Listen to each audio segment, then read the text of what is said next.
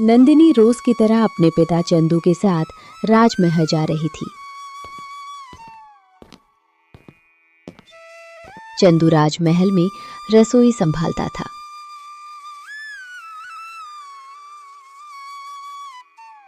नंदिनी की जिद करने पर वो उसे भी अपने साथ ले जाता था।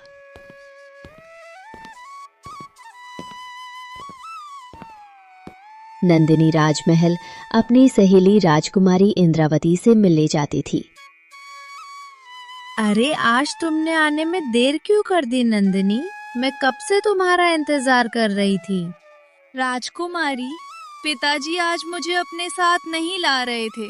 उन्हें लगता है कि राजा और रानी को मेरा आपसे मिलना पसंद नहीं, परंतु मैं आज जिद करके चली आई। पिताजी और माँ मुझे कहीं जाने नहीं देते। मैं इस महल में कैद होकर रह गई हूँ।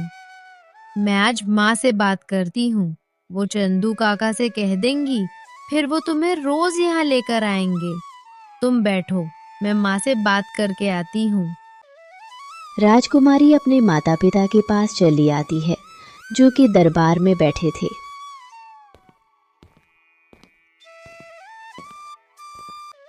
रानी अपनी बेटी को इतने गुस्से में देखकर चिंतित हो जाती हैं। क्या हुआ मेरी प्यारी बेटी को? ये मुंह क्यों फुला रखा है?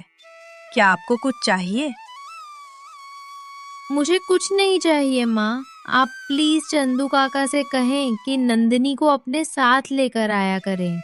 मुझे उससे बातें करना, समय बिताना पसंद है। वो मेरी सहेली है माँ। अगर वो यहाँ नहीं आएगी तो मैं कुछ नहीं खाऊंगी। आप होश में हैं राजकुमारी? आप एक राजा की बेटी हैं। आपको अपनी शान और मर्यादा का ख्याल करना चाहिए। एक मामूली रसोइये की बेटी ही मिली आपको दोस्त बनाने के लिए। अगर किसी मुखिया की बेटी होती तब भी ठीक था। माँ, ये आप क्या कह रही हैं? मैं ऐसा नहीं सोचती। अगर आपने अब मुझसे नंदिनी को दूर किया तो मैं यहाँ से चली जाऊंगी। क्या कहा आपने? आप होश में तो हैं? इसीलिए हम आपको उस लड़की से दूर रहने को कहते हैं। हम आज ही चंदू से कह देते हैं, वह नंदिनी को अपने साथ लाया करेगा। अपनी पुत्री की खुशी के लिए हम कुछ भी कर सकते हैं। पिताजी, आप सच कह रहे हैं? बिल्कुल सच पुत्री। राजकुमारी खुश हो जाती है।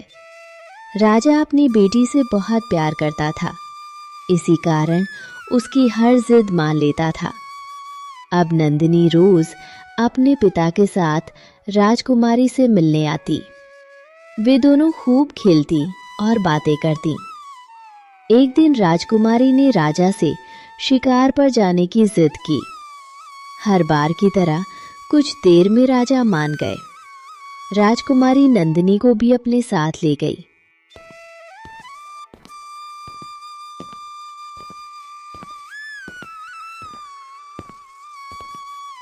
जंगल में उन्हें काफी देर हो चुकी थी। राजकुमारी, आपने शिकार तो किया ही नहीं। कौन सा शिकार? वो तो बस हमने पिताजी से बहाना लगाया था। हम जानते हैं उन्हें शिकार करना पसंद है और वो आज व्यस्त भी हैं, इसलिए हम चले आए। हमें जंगल देखना पसंद है। शिकार करना हमारे नजदीक जुर्म है। राजकुमारी, अब काफी देर हो गई है, हमें वापस जाना चाहिए। राजा क्रोधित होंगे। रानी ने मुझे जल्दी लौटने को कहा था। नहीं, हम अभी नहीं जाएंगे। यहाँ कितना अच्छा लग रहा है, कितना सुकून है। वहाँ महल में हमारा दम घुटता है। न जाने अब बाहर आने को कब इजाजत मिले।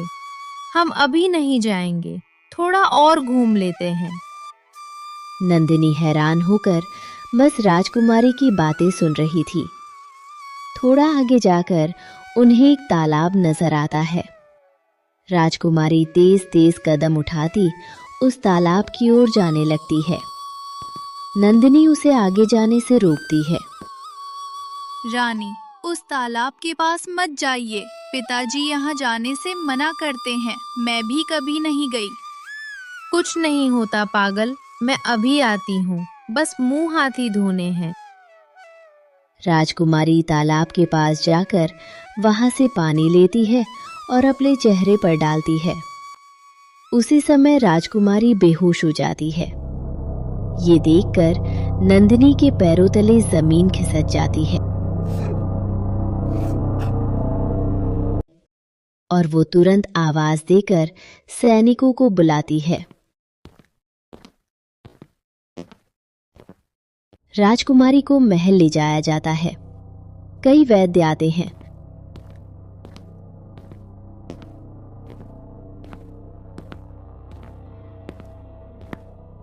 परंतु राजकुमारी को होश नहीं आता। 2 दिन गुजर चुके थे, परंतु राजकुमारी उसी तरह बेहोश पड़ी थी। रानी ने रो रो कर अपना बुरा हाल कर लिया था। राजा ने हर संभव कोशिश की, परंतु राजकुमारी को होश नहीं आया। न जाने उस लड़की ने क्या किया है मेरी पुत्री के साथ, जो उसका ये हाल हो गया है। इसी कारण मैं मना करती थी, परंतु आपने उस नीच को मेरी बेटी के सर पर सवार कर दिया। देख ले आज मेरी बच्ची का क्या हाल हो गया है। राजा रानी की बातें सुनकर क्रोधित हो जाते हैं और नंदिनी को महल बुला लेते हैं। नंदिनी को सैनिक शाही दरबार में पेश करते हैं।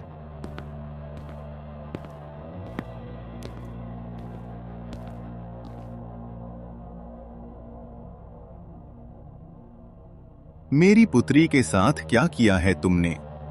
मुझे सच सच बता दो, नहीं तो बहुत बुरा होगा तुम्हारे साथ। रहम करे राजा, मैंने राजकुमारी को कुछ नहीं किया। राजकुमारी खुद ही बेहोश हो गई थी। मैं सच कह रही हूँ, मैंने कुछ नहीं किया। ये ऐसे सच नहीं बताएगी। इसे जब तक सजा नहीं मिलती ये सच नहीं बोलेगी। इस लड़की को काल कोठरी में बंद कर दो और तब तक कुछ खाने को मत दो जब तक यह सच न बताए। मैंने कुछ नहीं किया, मैं सच कह रही हूँ। राजकुमारी तालाब से मुंह धोते हुए खुद ही बेहोश हो गई थी। मैंने उन्हें वहां जाने से मना किया था। नंदिनी की बात कोई नहीं सुनता और उसे काल कोठरी में बंद कर दिया जाता है। नंदिनी का पिता चंदू ये दृश्य देखकर रोते हुए राजा के पास जाता है और अपनी बेटी के लिए हाथ जोड़ता है, परंतु राजा उसे महल से बाहर निकलवा देते हैं। अब मैं क्या करूं? कैसे अपनी मासूम बेटी को बचाऊं? ऐसे तो वो भूखी मर जाएगी। चंदू उसी तालाब के पास जाता है जिसका जिक्र उसने नंदिनी के मुंह से सुना था।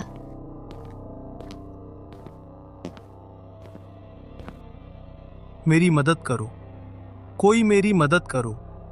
मेरी बेटी मर जाएगी, राजा उसे जिंदा नहीं छोड़ेगा।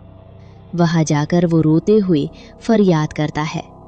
चंदू जोर जोर से रो रहा था। अचानक उसे तालाब के पानी में हलचल महसूस होती है और एक साया बाहर आता है। उसे देखकर चंदू की आंखें फटी की फटी रह जाती है और वो डरकर पीछे हटने लगता है। तुम कौन हो? क्या किया है तुमने राजा की बेटी के साथ? उसे ठीक कर दो, वरना मेरी मासूम बच्ची कैद में मर जाएगी। मेरा नाम पूजा है।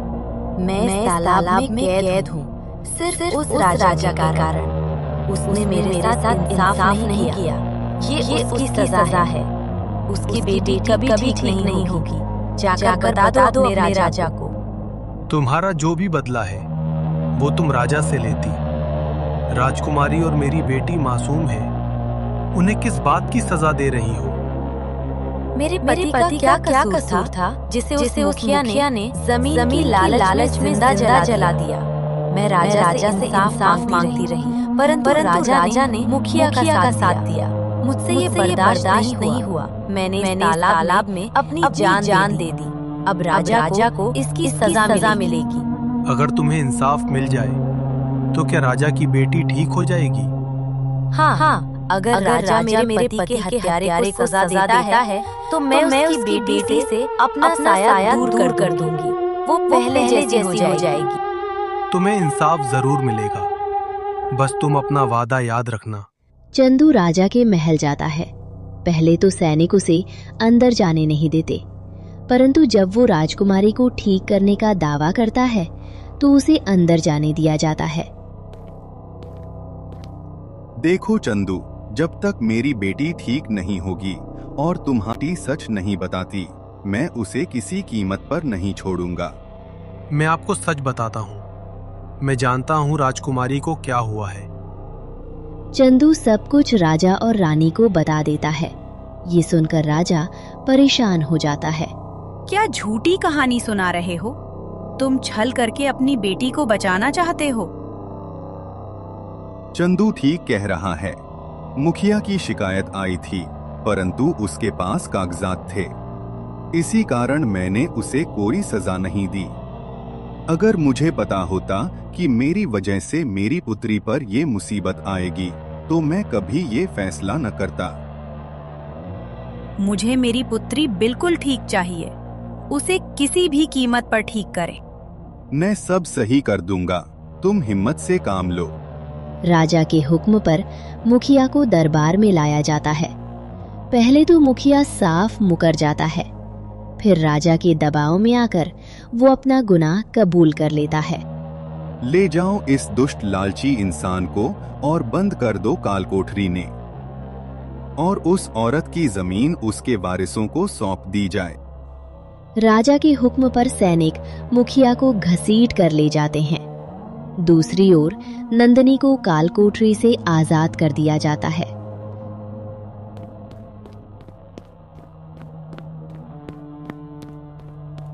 पिताजी, राजकुमारी को होश आया? वो ठीक हो गई ना? बताइए ना, क्या अब मैं राजकुमारी से कभी नहीं मिल सकती? पुत्री नंदिनी, मुझे क्षमा कर दो। मैंने तुम्हारे साथ अन्याय किया है। तुम्हारी इसमें कोई गलती नहीं थी। तुम जब चाहो राजकुमारी से मिलने आ सकती हो। मैं अभी जाता हूँ और पूजा से वो जल लेकर आता हूँ। बिटिया राजकुमारी ठीक हो जाएगी। पिताजी, मैं भी आपके साथ जाऊंगी। चंदू और नंदिनी उसी तालाब के पास जाते हैं। चंदू के जाते ही तालाब में हलचल होती है और वही साया बाहर आता है। मैंने कहा था ना, तुम्हें इंसाफ जरूर मिलेगा। उस मुखिया को उसके किए की सजा मिल चुकी है। मैं जानती हूँ सब। मैं तुम्हारा ही इंतजार कर रही थी। तुमने मेरी मदद की है। अब मैं अपना वचन पूरा करती हूँ। ये लो जल। इसे राजकुमारी के चेहरे पर लगाना। उसे होश आ जाएगा। और ये सोने का कंगन है। ये मेरी तरफ से नंदिनी के लिए उपहार है। लो बिटिया, इसे रख लो। चंदू के कहने पर नंदिनी वो कंगन ले लेती है और पूजा का साया गायब हो जाता है। फिर चंदू वो जल लेकर महल जाता है।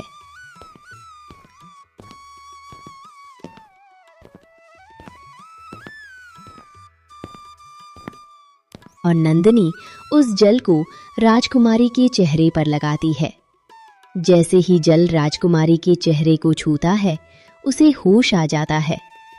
राजकुमारी को ठीक ठाक देखकर राजा और रानी की खुशी का कोई ठिकाना नहीं था। चंदू को राजा ने अपना खास वजीर बना दिया।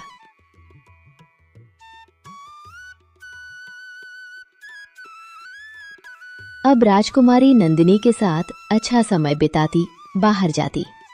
राजा और रानी ने उन्हें बेवजह टोकना छोड़ दिया था।